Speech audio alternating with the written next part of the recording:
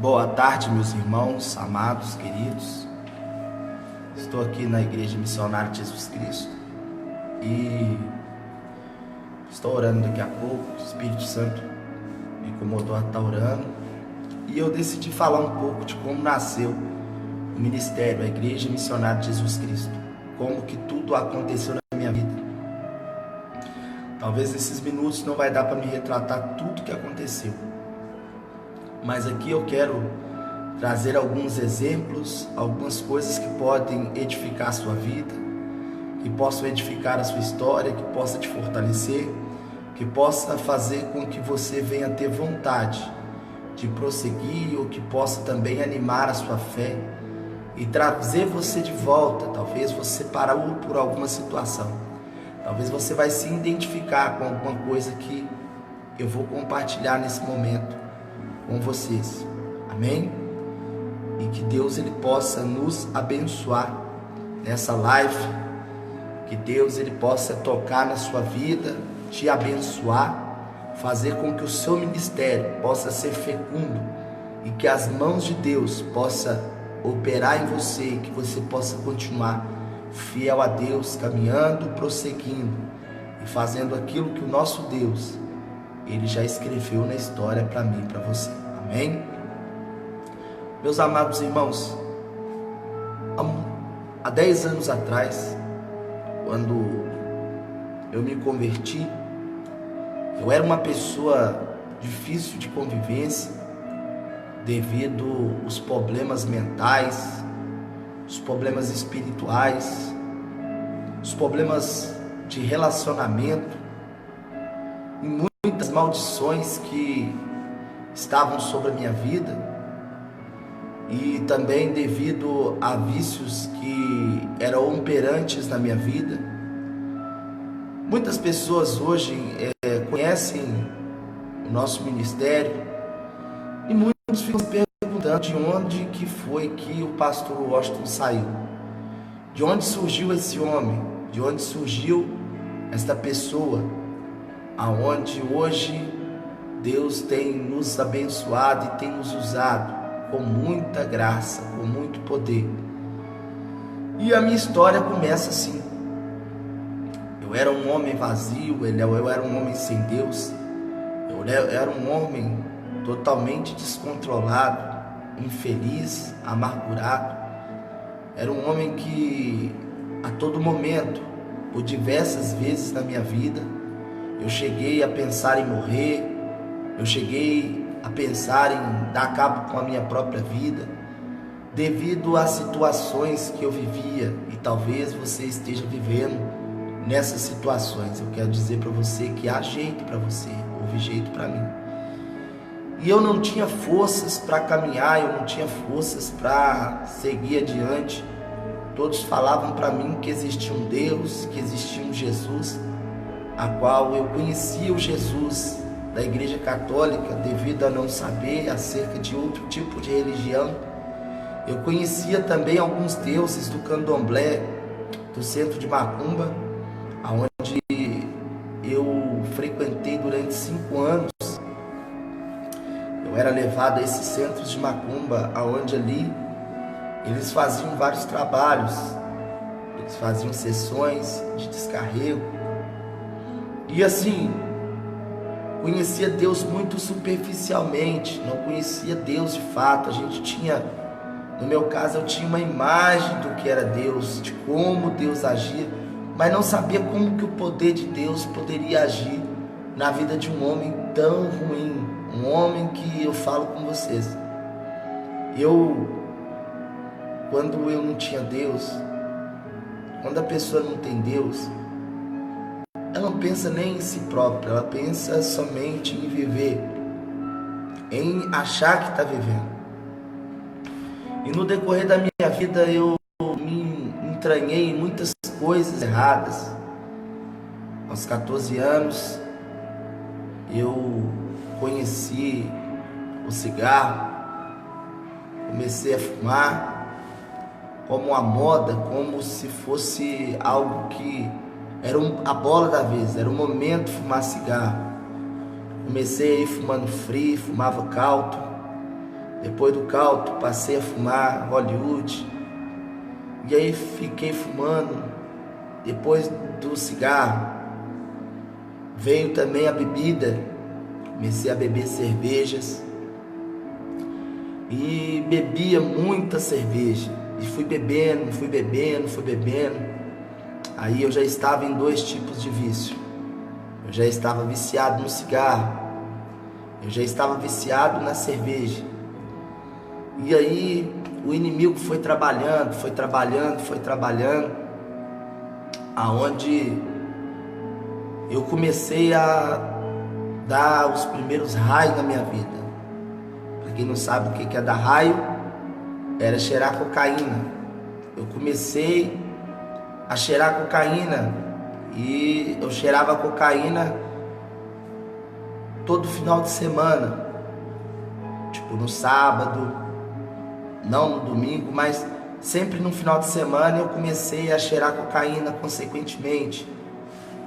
E ali eu fui gostando daquilo, e quando eu vi eu já estava também viciado na cocaína, fumava maconha, e aí já eram 4 tipos de vício: cigarro, a cerveja, a cocaína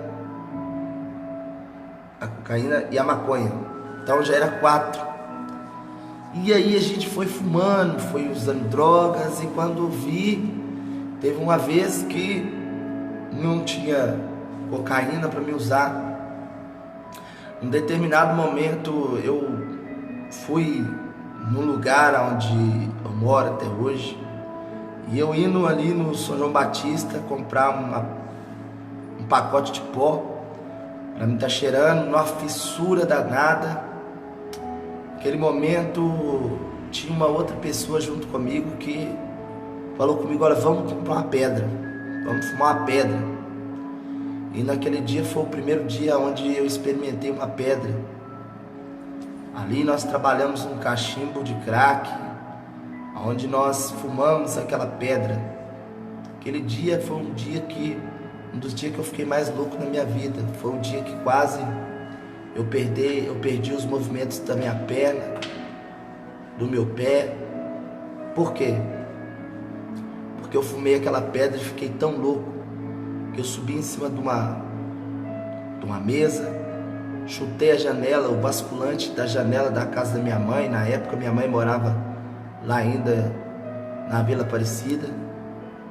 E o demônio, foi uma das primeiras vezes que o demônio se manifestou em mim de uma forma que eu não sabia o que estava fazendo. Meu subconsciente ficava vago e eu via que o meu corpo tinha mais força do que a minha mente, aonde eu queria comer carne crua, onde eu queria fumar 10 cigarros de uma vez, algo esquisito que nunca tinha acontecido comigo. Naquele momento eles chamaram uma mulher de Deus, uma mulher de oração, foi lá e expulsou aquele demônio que estava agindo na minha vida naquele momento, e me levaram para o hospital a ponto de morte. Meu tendão foi cortado, o tendão da minha perna direita, aonde eu tenho alguma dificuldade de estar dobrando o meu pé direito. Muitas pessoas não sabem disso, e quase não me vê descalçado. E nesse momento da minha vida eles me levaram para o hospital sangrando muito, enrolaram uma toalha, uma coxa que ficou banhada em sangue. Nesse momento, dentro do carro, eu abri a janela. Eu lembro que, não eu, mas eu lembro na minha mente que eu abri a janela, a porta, e queria pular do carro para me morrer. Nesse momento as pessoas me seguraram, que estavam me levando para o hospital, e ali eu vi que eu estava fora de si, estava com minha vida completamente destruída, minha vida completamente entregue nas mãos do diabo, e o diabo queria me matar de tudo quanto é forma. E os vícios já impregnados, graças a Deus eu não viciei no crack, eu fumei crack poucas vezes, mas a cocaína, por diversos anos, eu fiquei nela, e não conseguia e não achava saída para estar sendo liberto do crack, da cocaína, perdão. E nesse dia que eu fui no hospital, a médica perguntou: vou te dar uns pontos. Eu falei: pode dar ponto sem anestesia. Eles me costuraram todo sem anestesia e eu não sentia dor nenhuma. E ali as pessoas ficaram escandalizadas e viram que verdadeiramente tinha algo diferente comigo, no meu corpo, e eu fora da minha mente. Então, por diversos anos, depois desse primeiro fato, eu continuei usando drogas, eu continuei me aventurando. A minha vida era em prol da bebida, em prol de cigarros, em prol de cocaína. Eu não via prosperidade de nenhuma forma, não tinha como prosperar, porque os vícios roubavam aquilo que eu ganhava. Eu sempre trabalhei, sempre fui pintor de casa e ganhava bem, não ganhava mal, mas os vícios não permitiam prosperar de maneira alguma, não permitiam comprar nada, não me permitia eu me vestir bem, não permitia eu me comer bem, porque o que eu fazia era absolutamente para mim estar usando drogas. Aonde eu conheci a minha esposa atual, que é a minha esposa hoje, que nós somos casados, a pastora Juliana, onde ela me conheceu, ela sabia como eu vivia, como eu era, e nós éramos muito amigos, não tinha aquele interesse de marido e mulher. Mas, dado a insistência da minha pessoa, eu insisti e nós começamos a ter uma paquera, um relacionamento, onde com pouco tempo nós tivemos um fruto desse namoro, que foi a minha filha, que hoje ela tem 12 anos, aonde essa mulher ela conseguiu ficar comigo durante 5 anos, mesmo eu numa vida bem ruim. 5 anos não, uma menos, mas ela conseguiu ficar comigo esse tempo todo. Na vida ruim, eu usando drogas e tudo, eu trabalhava, comprava o mínimo para casa, o resto eu gastava tudo na noitada, tudo nas drogas, e não via como mudar de vida. Por diversas vezes teve pessoas que pregaram para mim, e eu lembro bem disso. E todos os domingos havia um grupo de pessoas da Assembleia de Deus da Vila Aparecida, onde hoje o Ailton, pastor Ailton, meu amigo, é pastor hoje da igreja lá, que assumiu.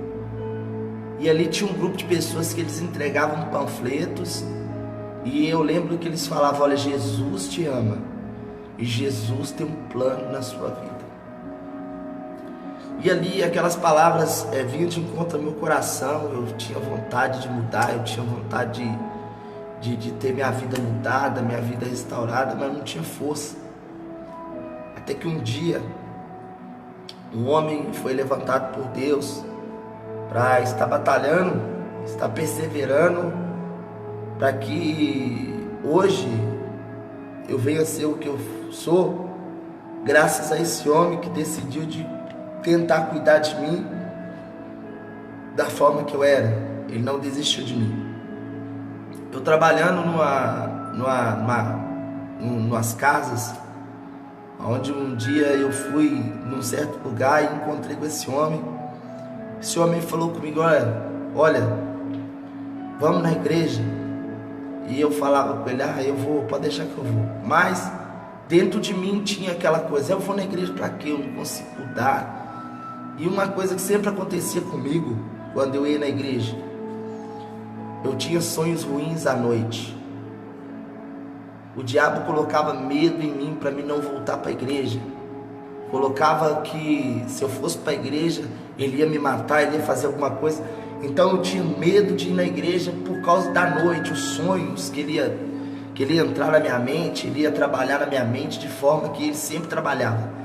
Então eu ficava com medo. E quantas pessoas também hoje elas também ficam com medo. Elas vêm na igreja, Deus fala com elas, mas elas têm medo de prosseguir mediante as noites de sono ou os sonhos proféticos que o demônio, que o diabo coloca na mente delas durante a noite, que coloca nelas medo, oprime elas, a ponto de elas não terem vontade de retornar para a casa do Senhor e continuar aquela libertação, aquela cura completa, porque ninguém é curado da noite por dia.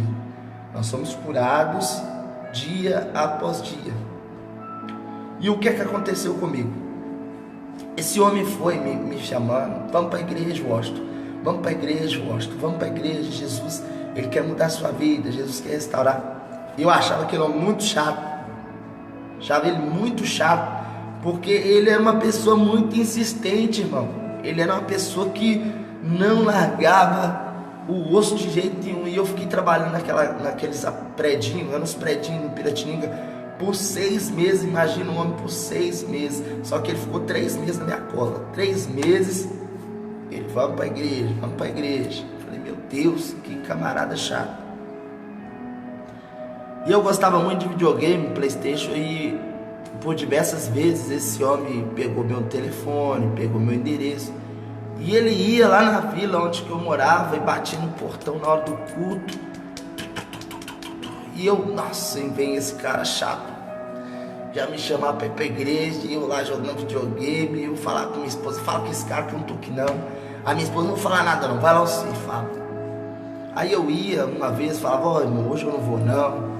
Inventava desculpa, falava uma mentira qualquer, que a gente gosta de falar mentira. Quando não conhece a Deus, a gente é mentiroso. Então qualquer mentira que conta é isso mesmo. E eu: não, irmão, eu não vou não, porque eu tenho que fazer isso, tenho que fazer aquilo outro. Mas não tinha que fazer nada, estava em casa jogando videogame, com a vida arregaçada, destruída, e achava que estava bem, achava que estava por cima de tudo. Então era assim que eu ordenava e convivia. Até o dia que, no último dia, já tinha 3 meses que esse homem estava insistindo comigo e tudo. Eu fui e falei com ele assim num domingo. Falei: ah, irmão, não vou no culto não. Não vou no culto não, tô afim não de ir no culto. Se Deus quiser fazer, vai fazer na minha casa e tal. Eu falava desse jeito. E assim, irmão, muitas pessoas falam isso também: não, se Deus quiser fazer, Ele faz na minha casa, não precisa de eu ir para a igreja, não precisa de eu estar assim assado para acontecer não. E aí esse Renato, ele falou comigo assim: olha, Washington, até hoje eu vim aqui, não arrependo de ter vindo aqui, mas aqui está meu telefone, você sabe onde que você me encontra. O dia que você precisar de mim, você pode me ligar, eu vou estar lá pronto para te ajudar, pronto para te servir. E quando esse homem falou isso, eu fiquei meio assustado. Dava a entender que ele estava desistindo de mim. Mas eu já vi ali que o Espírito Santo já me mostrou que o que Deus queria fazer na minha vida, Ele usou alguém para fazer. Então eu tinha que tomar uma decisão. Eu tinha que naquele dia tomar uma decisão. E eu não tomei decisão alguma. Eu simplesmente falei: ah, beleza, tranquilo, tá de boa. E ele foi embora. Naquele momento ele falou assim: olha, você não está virando as costas para mim, você está virando as costas para o próprio Deus. Então, da agora para frente, Deus vai ser Deus e você. Deus vai atrás de você. E eu falei: beleza, deixa Deus vir, tá tranquilo, né? Aquela falta de fé. E no momento que eu falei isso, o que aconteceu? Deus não, né?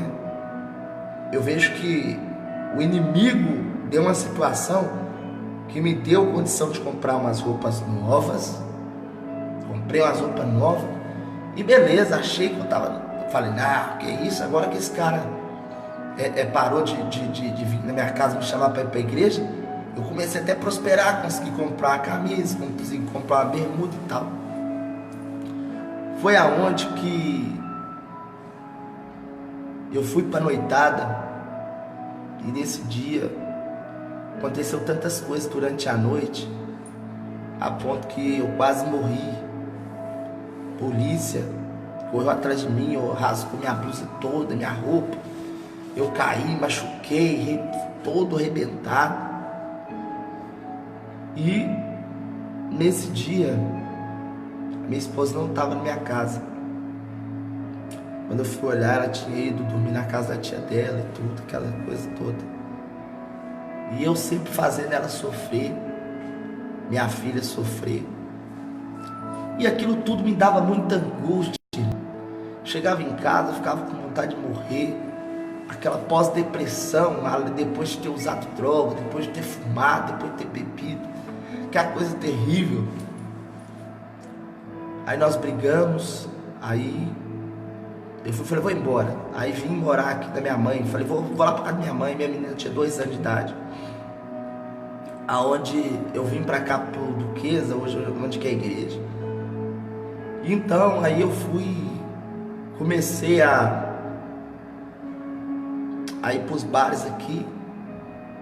Fiquei aqui uma semana. Aconteceu algumas coisas na vida de um amigo meu, tava no bar junto com ele. E ali, naquele momento, eu falei, eu tenho que tomar uma escolha. Eu tava aqui na minha mãe, falei, eu tenho que tomar uma escolha. Eu tava com um cigarro na mão. Tava com uma aliança que era de prata. Não era essa de casamento, de casado que eu tenho hoje. E eu falei, eu preciso, tirei ela. Falei assim, não, agora, se Deus existe, eu vou tirar essa aliança de prata, vou colocar uma aliança aqui de casamento, uma aliança de ouro aqui, e vou consertar minha vida. Eu tava com 3 cigarros, falei, eu vou fumar esses últimos 3 cigarros. Acabou que eu fumei 1 cigarro. E liguei para aquele homem, pro Renato, falei, Renato. E nessa época tinha um encontro com Deus, uma sexta-feira, era na quinta. Falei, Renato, ainda tem um encontro? Eu ainda posso ir no encontro? Ele falou, pode. Você tem um dinheiro? Eu falei, tem. E na época o encontro era R$90, e era muito dinheiro. R$90 valia bastante dinheiro. Falei, nossa, eu vou pagar 90 contos se eu não mudar de vida. Porque quem não tem Deus, qualquer valor é muito importante. E aí ele falou, não, vamos, porque se você for, se você não tiver algum jeito. Eu falei, não, mas eu tenho. Fui no encontro com Deus. Eu voltei do encontro com Deus. E eu voltei preocupado. Porque eu fui cheio de vício. Lá eu não tive vontade de fazer nada. Lá eu fui tocado, fui arrependido dos meus pecados. Arrependi de tudo que eu tinha feito. Agora eu tinha que viver uma nova vida. Então tinha muitas situações que eu precisava resolver, muitas situações que eu precisava consertar. E aí que está a dor de tudo, irmão, porque quando nós nos convertemos, nós temos que consertar algumas coisas. Então, eu voltei do encontro cheio de vida. E na época, eu congregava na minha primeira igreja que eu me converti. Foi a Igreja Batista do bairro Santa Mônica, do pastor Isaías, que hoje já não existe mais, né? Hoje a igreja já não existe. Mas era uma igreja muito boa, uma igreja muito amável, os irmãos abençoados. E ali comecei a caminhar. Eu fiquei praticamente 1 ano e meio sem pregar para ninguém. Eu tinha medo de voltar, de cair, de desbandeirar no mundo de novo. Me ingressei na escola de líderes, me formei na escola de líderes. Na escola de líderes não podia faltar, só podia ter 2 faltas. Para a honra e glória do Senhor Jesus Cristo, eu me formei sem ter nenhuma falta. Era todo domingo às 7 horas da manhã, tinha que estar lá. E ficava de 7 às 11. Isso durante 1 ano e meio.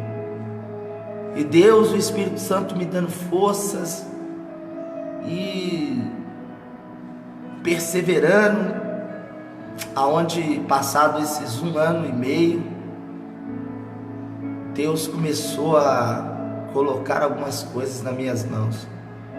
Aonde nesse mesmo ministério eu comecei a dar aula na escola de líderes, aonde Deus, quando eu fui para a igreja, eu tinha muita dificuldade para estar lendo. Então, com 1 ano e meio eu fiquei só lendo a Bíblia.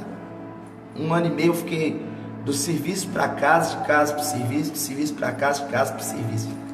Então, nesse 1 ano e meio, eu esqueci de dizer, eu batizei, Eu casei, minha esposa não queria casar, e uma confusão, não acreditava que eu tinha me convertido. Então casei, comecei a alinhar minha vida toda, e depois que eu casei, que eu batizei, aí que eu comecei a dar escola de líderes. E nesse tempo, Deus começou a fazer eu entender. Eu tinha muita vontade de fazer, mas não sabia como fazer.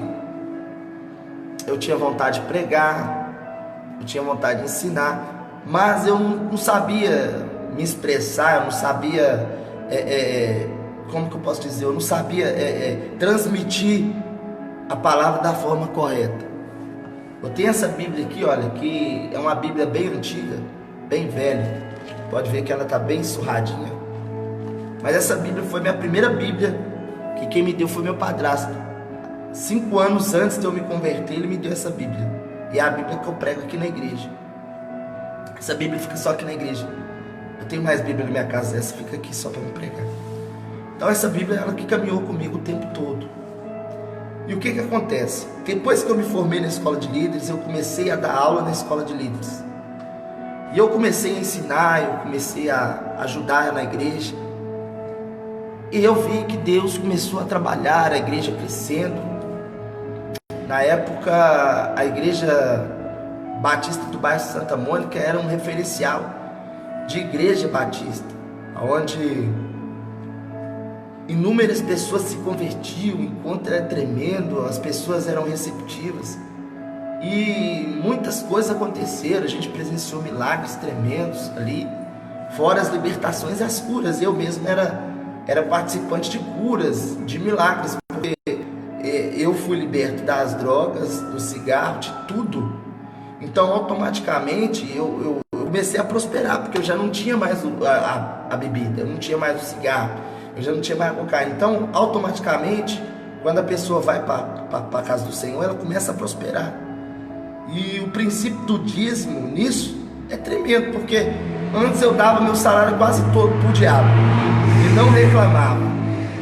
Após eu me converter, eu virei um dizimista assíduo, sou dizimista até hoje, né? Não é porque eu virei pastor que eu deixei de ser dizimista, eu tenho que continuar dizimando para que Deus possa continuar repreendendo devorador e tudo e tal, etc. Então, depois da escola de líderes, o pastor Isaías, ele começou a querer me dar uma responsabilidade a mais. Qual era essa responsabilidade? Ele colocou o culto de libertação nas minhas mãos. E aí eu comecei a trabalhar no culto de libertação, mesmo sem saber como fazer. Eu estava lá fazendo e Deus estava honrando por um lado. Deus estava honrando, Deus estava fazendo as coisas acontecerem. E assim, as coisas acontecendo de uma forma tão simples, de uma forma tão maravilhosa, sem pular etapas, aonde eu não gostava de futebol e não gosto de futebol, aonde eles montaram um grupo de futebol na igreja, e o pastor que montou, e eu falei, olha, eu não gosto de futebol não. Eles, não, vamos jogar futebol, vamos jogar de futebol. Aí aonde eu era já líder de célula, já tinha célula montada, já era um líder de célula, já estava cuidando de pessoas, já tinha pessoas debaixo do meu pastoreio, debaixo dos meus cuidados, debaixo dos meus ensinamentos que o pastor passava para a gente e a gente passava para outras pessoas. Então era uma coisa maravilhosa, meu. A gente tinha muita oportunidade de crescer nesse ministério. E aí eu fui jogar bola. Para que eu fui jogar bola? E às vezes a gente fica chateado por que foi, mas às vezes a gente vê também que o propósito de Deus, ele vai além do que a gente pensa e do que a gente imagina. Aonde o pastor, ele arrumou uma confusão com um dos irmãos que era da minha célula, e eu falei com o pastor, nós estamos jogando bola, não podemos confundir pastoreio com bola, que é um momento todo mundo está acusando. Mas ele me xingou, né? Ele falou comigo algumas coisas, eu calei a boca por reverência a ele. E naquele momento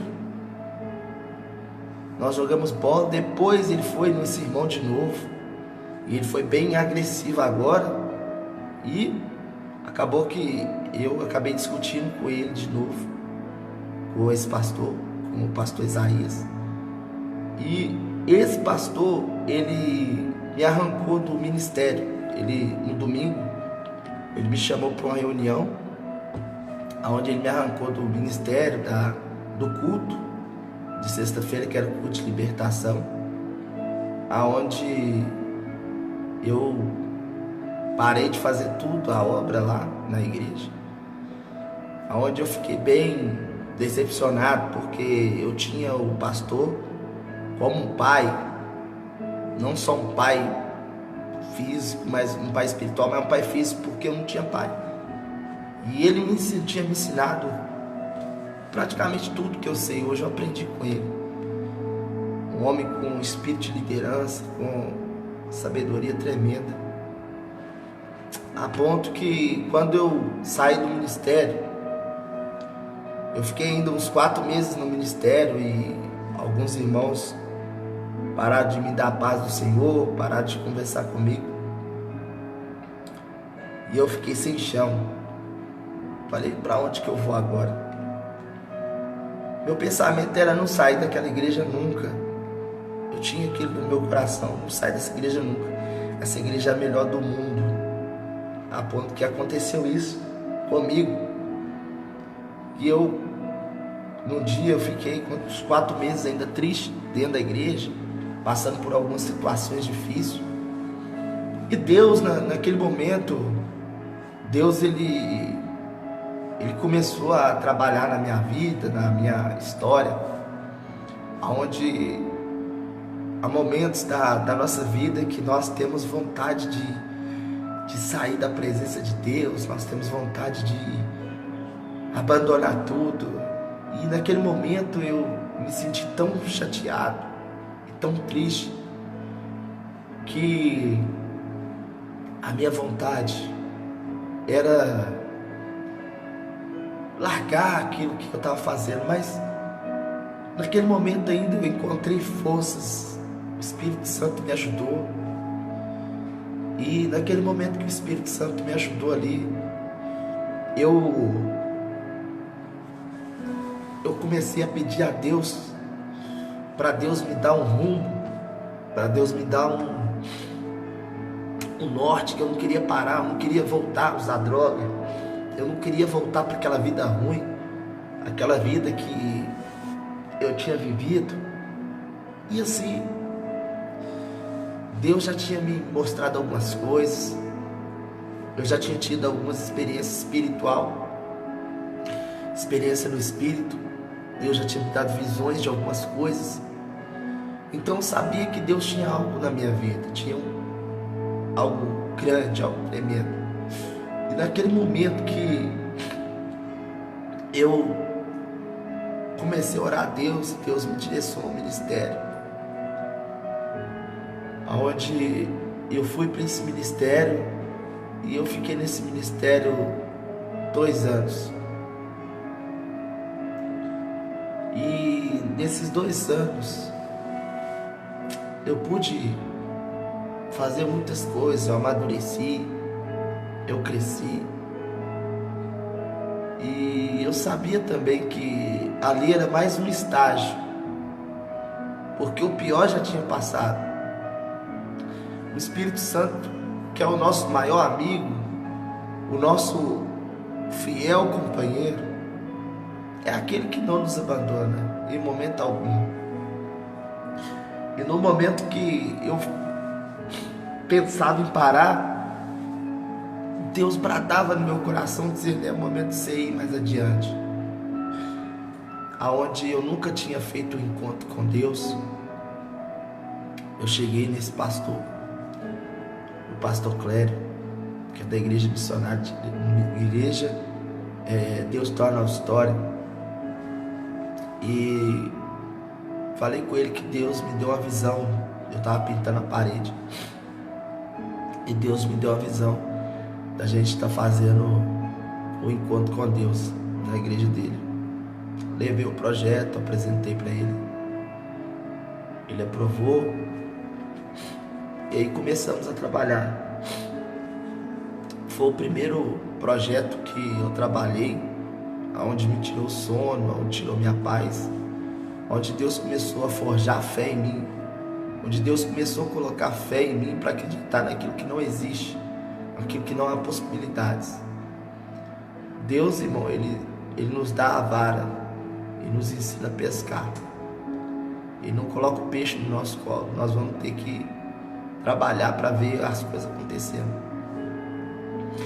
E naquele momento eu comecei a contactar os irmãos, pedindo os irmãos para ajudarem. Tinha alguns irmãos da congregação que me conheciam tudo, mas muitos deles não acreditavam naquele ministério, não acreditavam que o encontro com Deus poderia ser bênção, poderia transformar vidas. E nessa época, cada um que ia ministrar no encontro tinha que pagar R$100 para a gente conseguir custear os valores do sítio. E muitos deles não quiseram pagar, muitos deles esnobaram, fizeram muitas graças, né? E aquilo ficou dentro de mim, não compartilhei com ninguém, mas o meu próprio ministério estava sendo forjado. E assim, são coisas que quase ninguém sabe. Hoje eu resolvi compartilhar com os irmãos, para os irmãos saberem de onde que eu surgi, de onde que eu apareci e de onde que as coisas saíram. Porque muitas pessoas não me conhecem, muitas pessoas não tiveram a oportunidade de me conhecer lá atrás, ou quando eu servia em algum ministério, ou quando eu servi em algum ministério. Eu nunca dei furo em nenhum ministério que eu congreguei, que eu ajudei.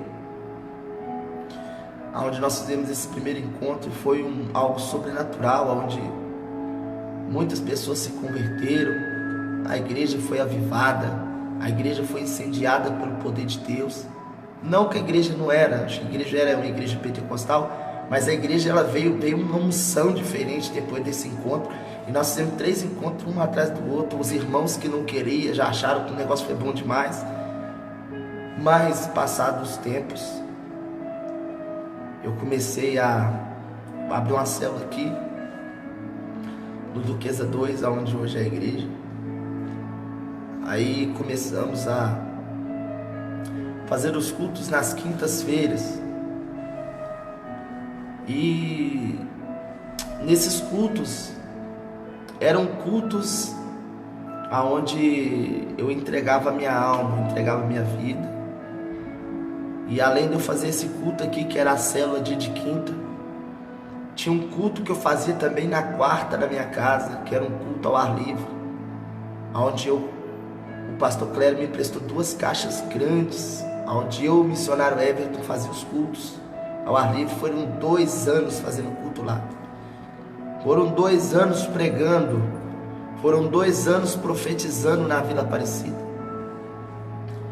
E depois começamos a fazer a célula aqui.